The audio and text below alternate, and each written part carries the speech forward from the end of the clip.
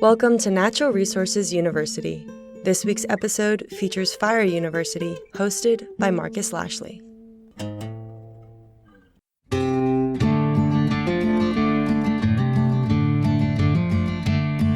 Welcome to Fire University.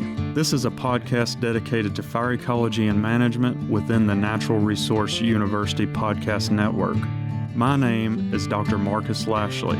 I'm a wildlife biologist, an assistant professor of disturbance ecology at the University of Florida, and a lifelong hunter that's passionate about wildlife conservation and management. In this podcast, I will interview scientists and professionals not only on the latest research in fire ecology, but also about their experiences in hopes that you as the listeners can learn why fire ecology is important and also how you can use it to meet your natural resource management goals. So let's get to the burning questions in Fire University. Hey everybody, welcome back to Fire University. And here I'm excited to be joined by Jenn Fawcett, who is a colleague of mine. I guess we first met when we were working on a training that we put online. I think a lot of our listeners are familiar with that training, but so wildland fire training to try to give people a free opportunity to take an online training to get more familiar with a lot of things related to fire science. So I really appreciate you taking some time to join us on the show. Do you want to take a minute to tell people about yourself? Sure, yeah, and thank you so much for having me. I'm really excited to speak with everyone today. My name is Jenn Fawcett. I am based out of Raleigh, North Carolina. I work as an extension associate here in the forestry department. I work in extension forestry, and most all of my job is related to wildland fire and mostly around prescribed fire education and outreach and coordination. I help to coordinate prescribed fire working group across the southern region, and I work with a lot of state and federal NGO partners and landowners. Very cool, and definitely appropriate to have you on this show. I think a lot of our listeners, we were just talking before the show started, a lot of our listeners are either landowners and or practitioners. Not all of them. We have some scientists and people from various groups, but that makes up a large portion of them. And something that I hear, and I'm sure you do, and maybe even more than I do, given your role, something that people bring up to me a lot, especially people that are not very experienced with fire, Mm-hmm. is there's a perceived barrier there from many perspectives. One, Mm-hmm. fire is a daunting thing and scary, and I think that some of it is stemming from that, but also people feel like they don't have the knowledge or experience or resources to accomplish prescribed fire, even though they've identified some objectives that it may really benefit them to Mm-hmm. reach. So one of the things that you work on a lot is one of the ways that people can, leverage knowledge or resources of other people with prescribed burn associations. So I was wondering if you could tell us what is a PBA, and Mm-hmm. then maybe walk us through, how that could benefit people, and also about your work on it, because I know you do a lot of really Sure. cool science related to that. Sure, yeah, I'd be happy to talk about prescribed burn associations and some of the barriers that you just mentioned are I frequently hear, people don't feel like they have enough experience and training or the funding or the equipment that they need to do it. So all of those barriers coming together were a part of the reason that prescribed burn associations were created to begin with. They started in the Midwest back decades ago at this point. John Weir, I think, was maybe on one of our previous episodes when we were talking about the course and the panel Mm-hmm. discussion, and he was really instrumental in getting a lot of them started kind of in the Midwest. And what they are is a lot of times a grassroots organization. It's very it's need based, and it's just landowners leading it, landowner led, landowner driven, really helping each other to come together and helping your neighbors to burn. So, if somebody has a tractor on their 20-acre property and it's adjacent to somebody else that has a 10-acre property and they have some tools and another person has a drip torch, it's really all about that coming together, burning together. There's a social component to a lot of them. You get to know your neighbors and work alongside of one another. And then there's that transfer of knowledge. So in some cases, the landowners who may be new to burning are learning from their more experienced landowner who's been burning their property for decades, and they can kind of see and talk to each other. Well, how do you do this and how do you do that, and share equipment among each other. It build capacity. It's unsafe to go out and burn by yourself. So I wouldn't recommend that. But when you have a lot of neighbors coming together, or in most cases, it's not even neighbors, it's people who live in a vicinity. Sometimes it might be within a county or several county radius of one another. And you just throw out the invite. I need to burn my land on Thursday. Who's available to come help? 10 people show up and now you have your burn crew Mm. versus, maybe just a few people here and there. So that's just a brief overview.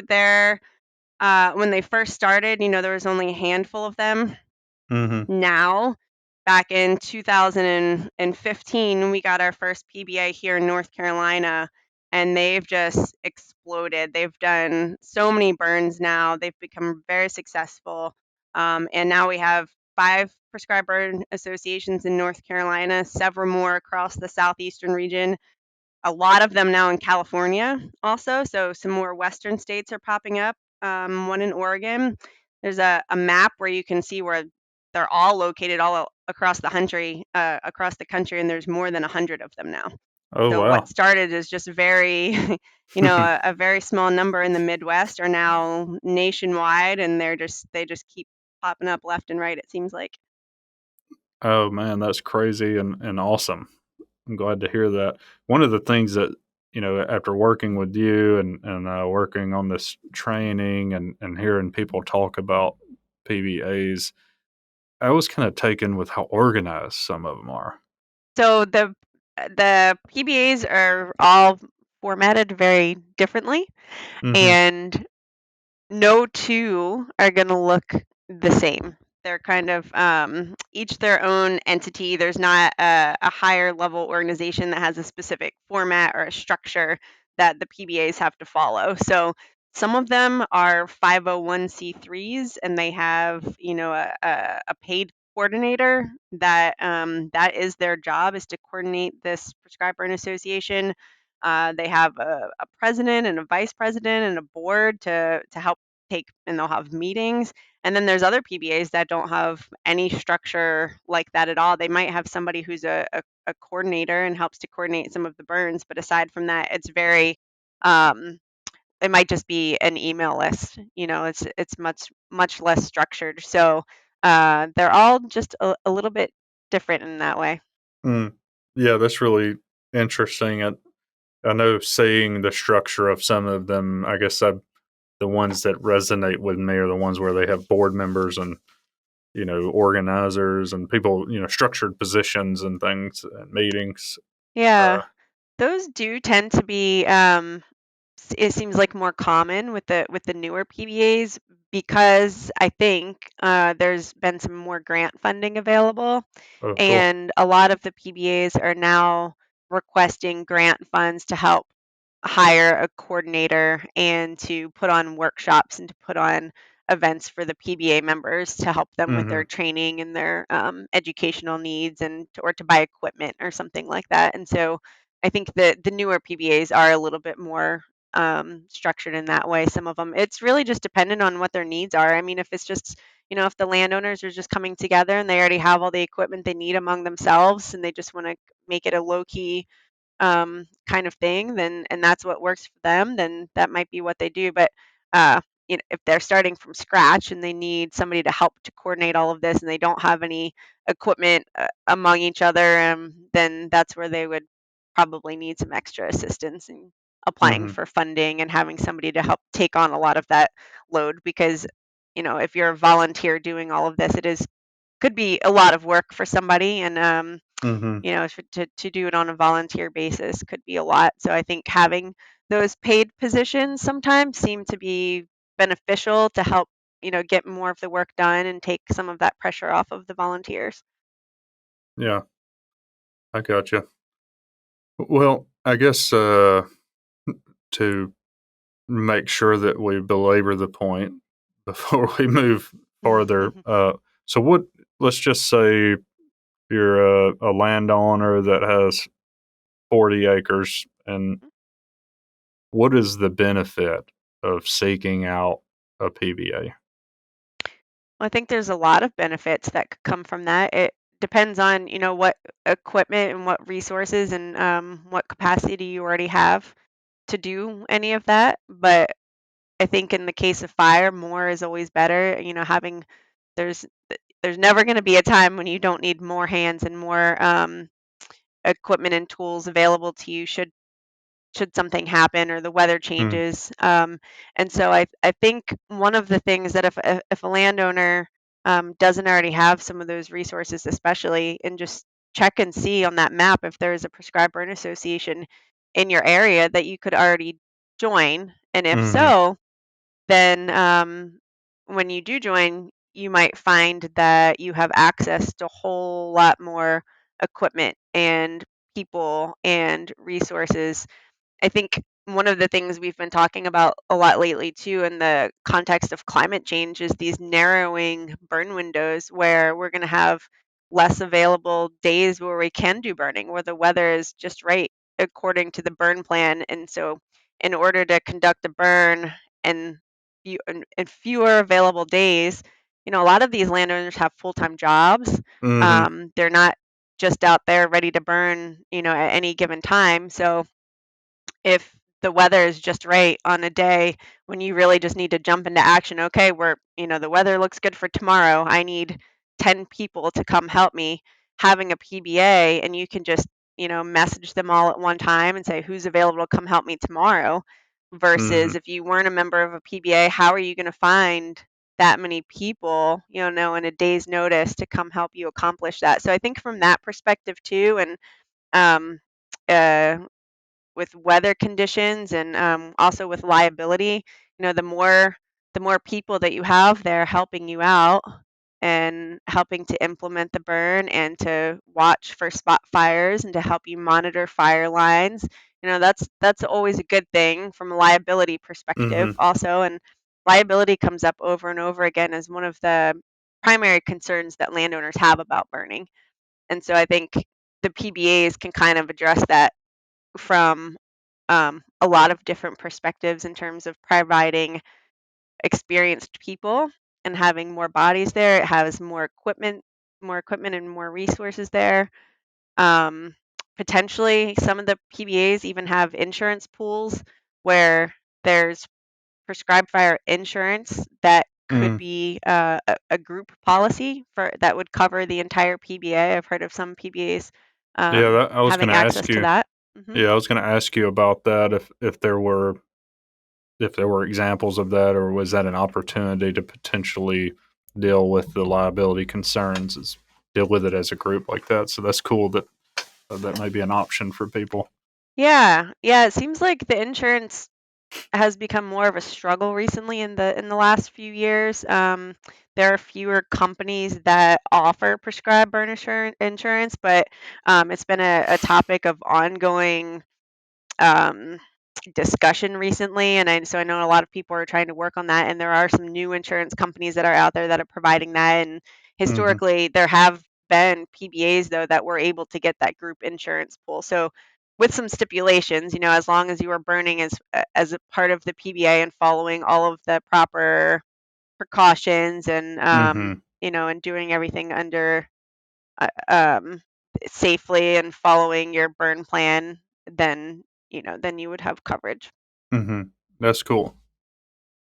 Okay. Well, it seems like we had covered a lot of those points, but I thought I'd give you an opportunity to tell people directly. Another thing, you were talking about a map, uh, Hmm.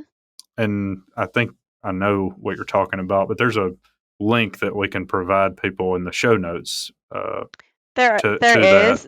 Yeah. Yeah, we where work it's with the Great Plains Fire Science Exchange, so everybody in the country, no matter where you are, there is a fire science exchange that covers your part of the region. And yeah. in the South here, it's the Southern Fire Exchange, but the Great Plains Fire Exchange has kind of taken on collecting all of the information from Mm-hmm. folks. And so there's actually a form that's available now where if there's a new PBA that somebody's starting somewhere and they want to get it on the map, then they can just fill out this form and it'll automatically be Yeah. populated to the map.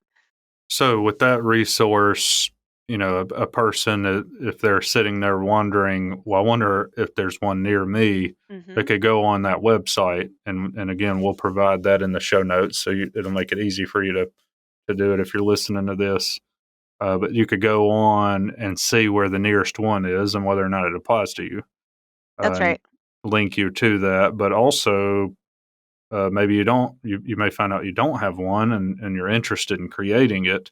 It would also link you to the place where you could report that so that it would be visible for other people that want to join one in your area. Yeah, I'm not sure if there's a function for people to say that they're interested. What I would suggest for landowners to do if there's not one in your area and you would be interested in creating one is to talk to your local cooperative extension agent Oh, okay. or to your local Forest Service agency or state forestry agency. In a lot of states, it seems like the state forestry agencies, or maybe in the Midwest, your like a rangeland association of some sort. There are Mm, other groups that you could connect with if you were interested in something like that. Um, or if it could just be, your neighbors and mm-hmm, starting. That's how the original ones kind of started. We're just talking to one another and working with your mm-hmm. NRC through the NRCS as another agency that could potentially help get something stood up. Gotcha. Well, yeah, I guess that's the way I was thinking. If you were interested in creating one and then you got it created, Mhm. then they can add it to Mm. that Yep, website, right? exactly. Yeah, Yeah, there's a no, form that you just have to fill out. yeah, it was important you corrected me because the way I said it was misleading. Um, so do you know what is required for it to be a PBA? Is it just multiple people that are gonna burn together? That's the thing with PBAs. It's in a really interesting place right now because there's so many of them, but there's no defined structure or format as to what officially defines one. So there's a couple cases in which the PBAs aren't technically just focused on prescribed fire. They're focused on a lot of different land management activities. So they're Mm, really landowner associations that have a focus on fire. So they don't even call themselves a PBA necessarily. It might just be a landowner cooperative, but they mhm, incorporate burning as part of that, but still consider themselves a PBA since they do a lot of prescribed burning work. So there's really no defined answer for that. It could be a handful of people coming together, and maybe you just have a phone list or group me app or mm, a text chain or something, and you literally just burn together.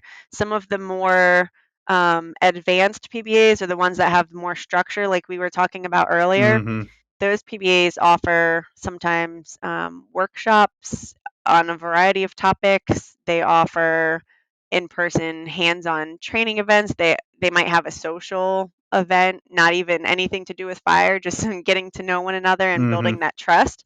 So there's that aspect of it too, but there's not really any, you have to have X number of people and do X amount of burns per year. That doesn't exist. It's truly whatever the needs are of that area and what they need to accomplish. And it could be in some cases too, it's only one county because maybe it's a really big county. So even from a mhm. distance perspective, it's not there's no stipulations on that either. Some are 6 counties and some are one county. It's just depending on what the need is really. Yeah.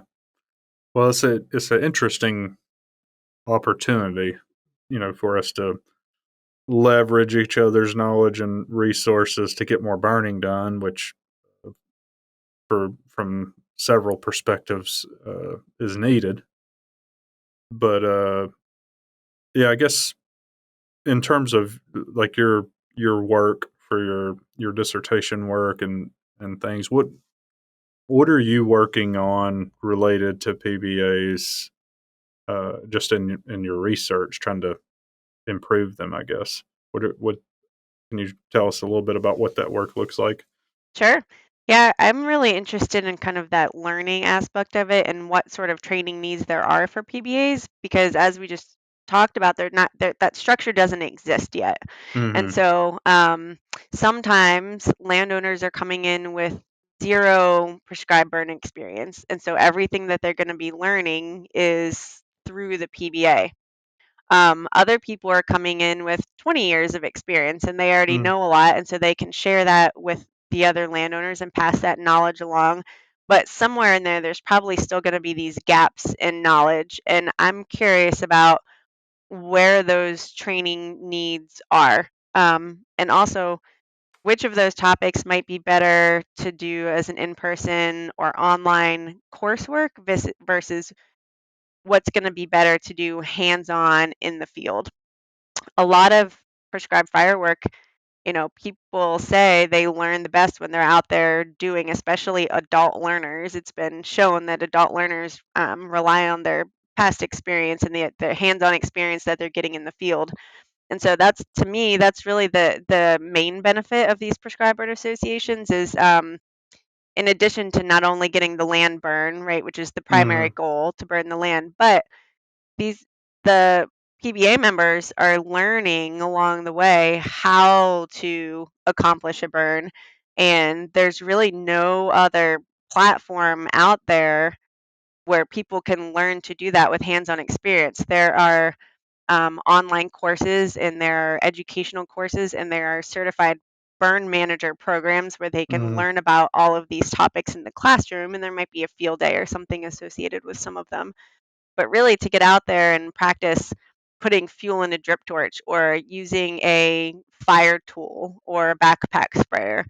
These PBAs provide that hands-on experience with members with all sorts of different knowledge levels that they can't really get anywhere else. Mhm. Yeah. So I know there are some opportunities, like learn and burn opportunities Yeah, where people can go to a property, but this is potentially a more robust, more consistent version of that where people could get a lot of experience by going and helping out, their fellow PBA members on their that's right. properties. Yeah.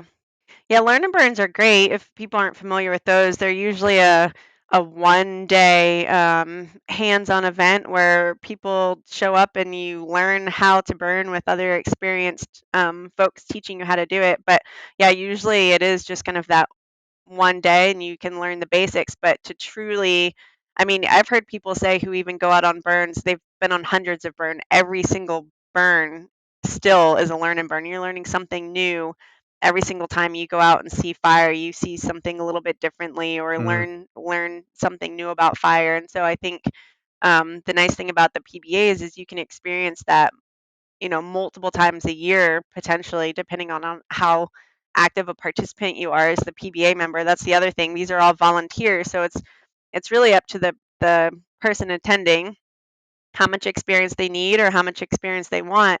But at least the PBA provides those opportunities if they want to take them and participate in them. And one of the other things I'm kind of including as part of my research is the adult learning theory, which talks about how adults learn. It's very different than how children learn. And one of the kind of assumptions about adult learners is they're coming into it with a need to they're already self-motivated. There's something, a reason behind why they're there. They have a practical reason, and in the case of PBA members it would be because they need their land burned. Mhm. And so for them they already have that reason and there's already a motivation to learn how to do these things, and then at that point it's just a matter of doing the learning. Mm-hmm. And there's lots of ways that we can make learning a little bit more conducive for adult learners, and helping everybody feel comfortable and putting them in a place that they can learn more. Mm-hmm. That's interesting. Getting into the science of learning. It's not. Yeah. I've dabbled slightly in it, but not my area of expertise for sure. Yeah, that's really interesting. It did make me think of another aspect of it. I wonder how many people. Yeah, I hear people that, and if you've been involved in burning, a lot of people know that there's a lot of fun to be had. Oh yeah. It can be fun just to be able to get on it. I wonder how many people actually are motivated by the community and the fun, Mhm. associated with being a part of the group of landowners. Maybe you're all friends and it's just fun to Mhm. get out there together and set stuff on fire. What are I think there's maybe in the probably a decent number of people that would probably say that might be their primary reason, yeah, right? It's just a social networking opportunity, and honestly, for some people, they might not have the physical ability to be the one to do the burn, yeah, but they still need their property burned, and they can still host it and have people come out and yeah, hang out a little bit socially afterwards, or yeah. They can ride around, yeah. on the side by side or something, carry water around, whatever. Oh yeah, there's a need for that person too, for sure. Yep. Yeah, it just not to take it lightly, but it did make me wonder how many people actually just get involved because they want to be a part of the fun. That's one of the questions that I have in my the survey that I'll be sending out to some PBA members, is kind of what that motivation is. So Yeah, is it it'll be what? interesting to see. Yeah, is that structured where they can write in, or is it like a multiple choice question? What? My plan was for it to be a multiple choice with some of the things I've heard from other people say, but now this is making me maybe reconsider leaving that a little more open ended. See Well, what you pops never up. know what they might write into that question. Yeah. Yeah, that the limited experience that I've had with surveys when we had write-in questions, it's always fun to go back and read what they write in there. Yeah. I think some people are trying to be funny when they do that, but uh, yeah, so a lot of fun. So, um, in terms of what you're working on, what is most exciting to you about it?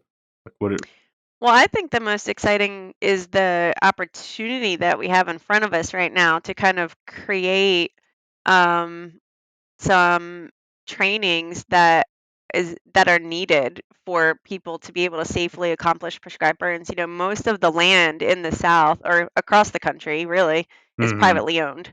yeah, And so we're going to have to increase the amount of prescribed burning that's being done on private lands. But if people don't feel like they have enough knowledge and experience to be able to do that, um, and whether it's doing it themselves or hiring a contractor or through a PBA, whatever the case may be. But I think right now, if we can find out from people what what they feel like their training needs are, and where they could maybe build some more confidence and competence on a certain topic, then let's create that for them, and let's provide those educational materials or those hands-on training opportunities for folks to be able to give that to them, so that way they do feel comfortable being able to go out there and mm-hmm. either be the one to be the burn boss, or to just help somebody else on their burn, or to be the one driving around handing the waters out, whatever the case may be. Mm-hmm. I'll be honest. I was kind of hoping you were saying you were going to say so that you could join one to join the fun. No, I think I'm I'm with you. probably a member of like five of them at this point, unofficially. Yeah. So you probably are that person then that's just joining them for fun. Some of Yeah. them. Yeah. No, that's yeah, definitely exciting. And my motivation, I guess, is probably a little different, maybe from yours or the next person, but uh, it is an exciting time for Hmm. me to see how interested people are in gaining more knowledge and applying that knowledge on lands, whether it's public or private land or whatever. And I think that's exciting because it's needed from a conservation standpoint in particular. That's where Hmm. my heart goes with it. But that is an exciting thing. And this is potentially a way to stimulate more fire on the ground and safely, Hmm. and more more positively, I guess, from the conservation standpoint. Yeah. So it's Yeah, definitely exciting. absolutely.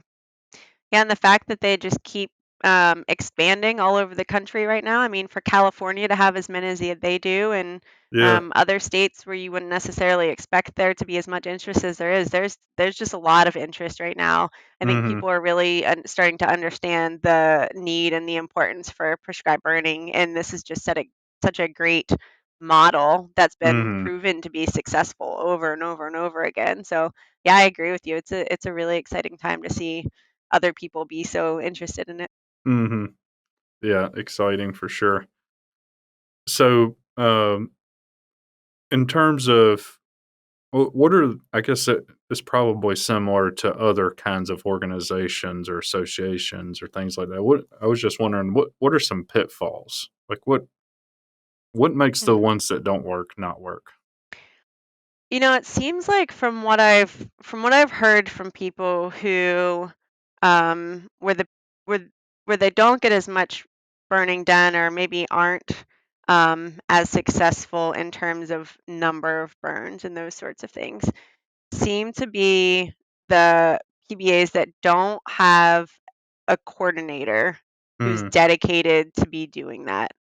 Um, a lot of the cases that have volunteers who maybe it's just another, they already have a full-time job. This is just an additional thing for them to be doing. They don't really truly have the time to be taking it on. mm, It seems like those PBAs don't have the structured coordination or somebody to help them to even get organized enough to contact each other. There's no beyond like an email list or something.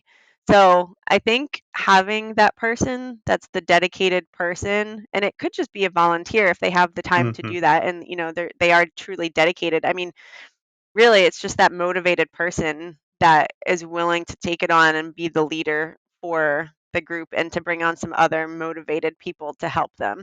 I think mhm, it seems like that's been one of the biggest challenges and pitfalls that I've seen from the PBAs that haven't really gotten up and off the ground yet. mhm, Yeah, and there are some areas where a PBA is not going to be the answer to getting more fire on the ground. There has to be a large enough group of interested landowners to make it work. And in some mhm, areas, there's either not the interest or, in very rural places, and the landowners are extremely spread apart. There might not be enough people interested in that area. So, the PBAs aren't the silver bullet to getting more fire on the ground. I think in a lot of areas it could work, but again, you need that motivated person or group of people to kind of get it up and running. There's an example that was given to me from one of the PBAs, I think in Mississippi, maybe it was, where the person that was running it was with an agency, and mhm, then the motivated landowner was he had passed away, so the agency person transferred to another job, and therefore this was no longer a responsibility. Well, that when that person left and then the motivated landowner passed away, the whole PBA kind of fell apart. So I think mm, there needs to be multiple people kind of interested and willing to take on different responsibilities to keep it going. yeah. So earlier you said that there was more grant funding Hmm. opportunities, and that was one way that some of these structured ones would, like hiring a position, how they were accomplishing that. Is that something that, like, where are there opportunities like that available, and where do people find them? Yeah, that's a great question where to find them because there is no one-stop shop at this point where you can just look up, well, how do we get funding for a PBA? But there are some agencies and organizations out there that do work with landowners. I know we've talked to Pheasants Forever and Quail Forever and some of those Mm, that are helping with PBAs and getting coordinators in place. There's some grant funding right now that's currently open through NIFWIF, the National mm, Fish and Wildlife Foundation, and they specifically spell out prescriber associations in their request for proposals as being something that they would be interested in funding. So oh I yeah. think people just have to keep an eye out. I think if you do have an agency that is in your area, like the NRCS or like your local forestry agency, they could also help you to search for funding and apply for funding through their agencies Mm-hmm. potentially. You know, if your PBA wasn't a 501c3 and couldn't apply for funding yourself, there are ways that agencies can kind of help you look for that. And it's really just a matter of somebody being able to help you look for that funding and to find Mm-hmm. the funding. But there are opportunities out there through um, some NGOs and some other different organizations who can either fund the equipment sometimes. I know there are sometimes equipment is a challenge to get paid for, but I've Mm-hmm. heard of groups being having the ability to provide some different equipment. I know in some cases, uh, PBAs have burn trailers where Mm, they'll get the trailer donated by an agency or by an NGO, and then they'll get different groups to maybe, I know our group has purchased some fire tools for some mm-hmm. of the burn trailers that are out there. So once you get the trailer, you can outfit it with all the different things as needed, and then it makes it really easy for the landowners to have this trailer full of all the equipment and all the tools and everything that they need to go on a burn versus having, each landowner bring whatever they have. You kind of have Mm-hmm. this cache of everything right there all together. So those burn trailers have been, not necessarily a directly monetary way to help, but there's other ways I think that you could think outside of the box that Mm-hmm. groups can provide equipment or other types of resources. Yeah, that's cool. Yeah, such an interesting concept and super useful. I was wondering, in your research, is there anything out there? I don't know how much people have studied this type of effort, but is there work out there showing how much it can increase the amount of burning in an area or anything? Like if you have a group of landowners and they're all doing it by themselves and then they all get together, like how does that affect, how does it move the needle, so to speak? Is there any work like that? Hmm. I haven't seen that particular case where it shows one landowner versus having a group of landowners. I know Mm, there was several years ago, John Weir and others helped to lead a study on the PBAs in the Great Plains area. mm-hmm, And that was one of the questions that they asked him was about how many burns they've conducted.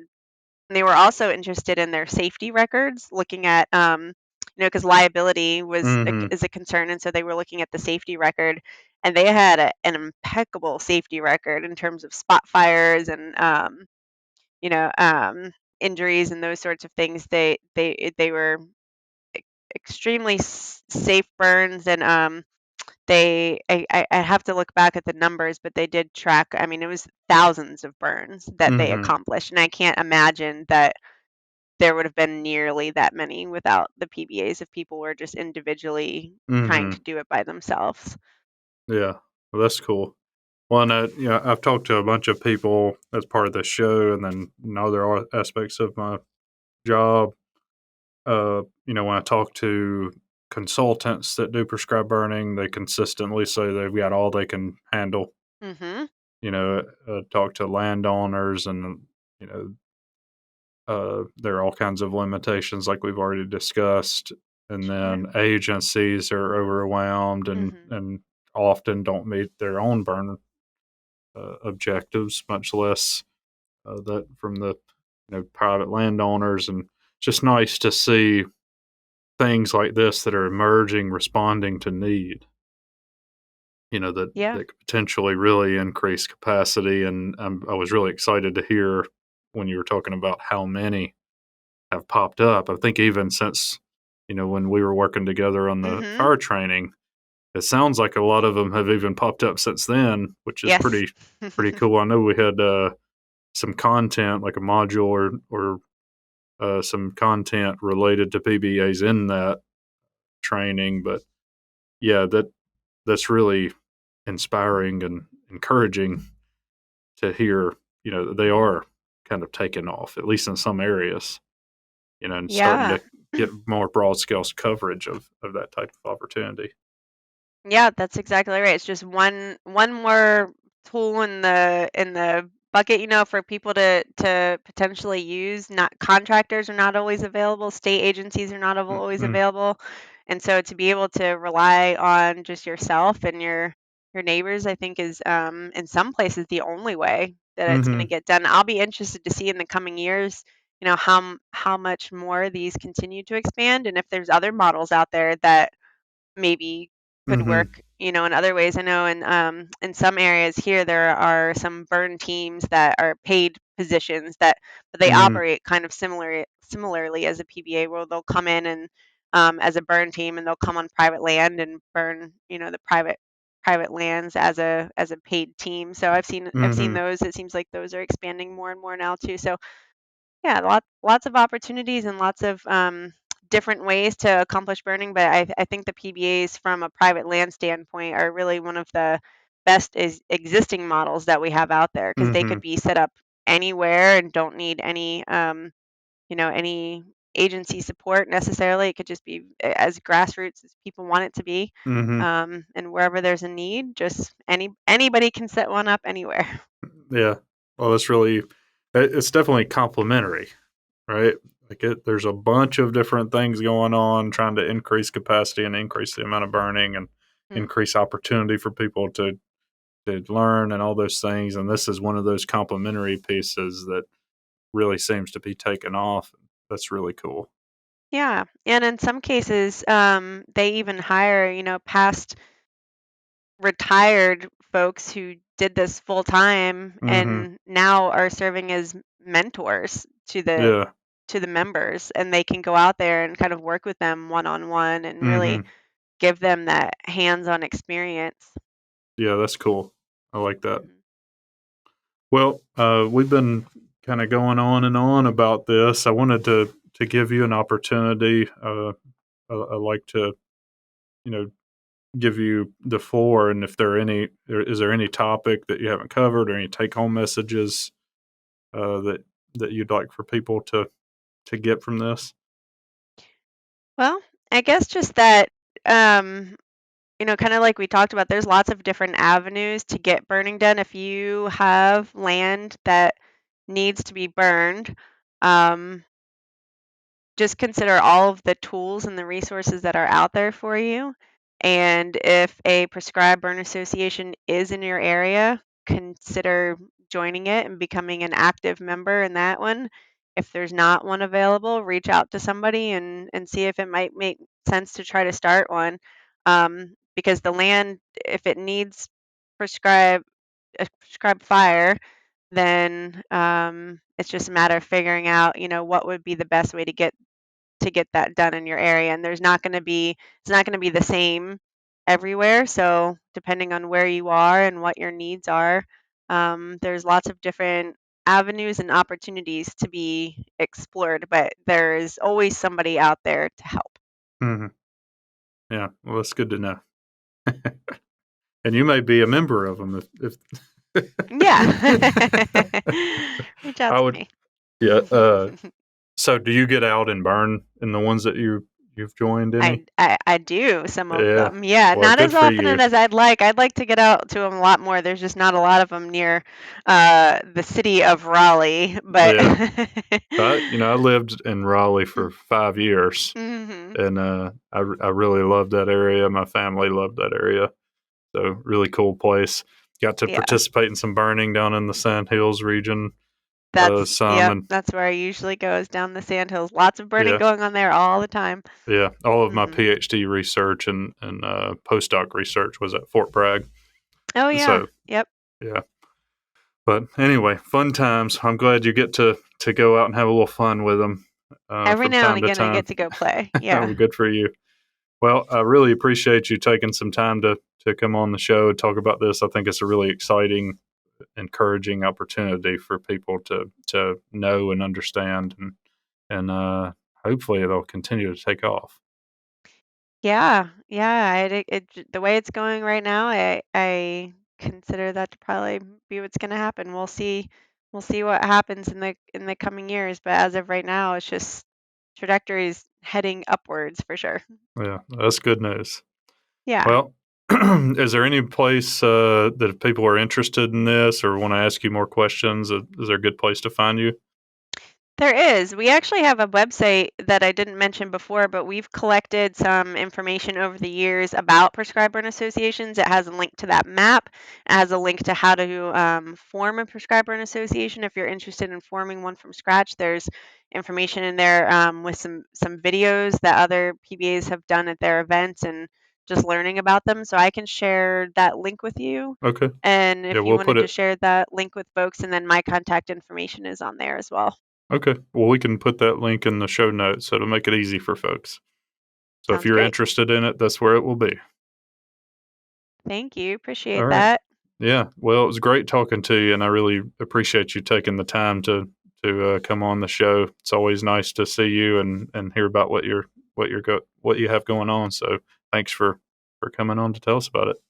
Thanks for having me. Yeah. Thanks everybody out there for listening. We really appreciate it. Fire University is part of the Natural Resource University podcast network funded by the Renewable Resources Extension Act. If you like what you heard today in this episode, please follow us on all the social media platforms at UF Deer Lab.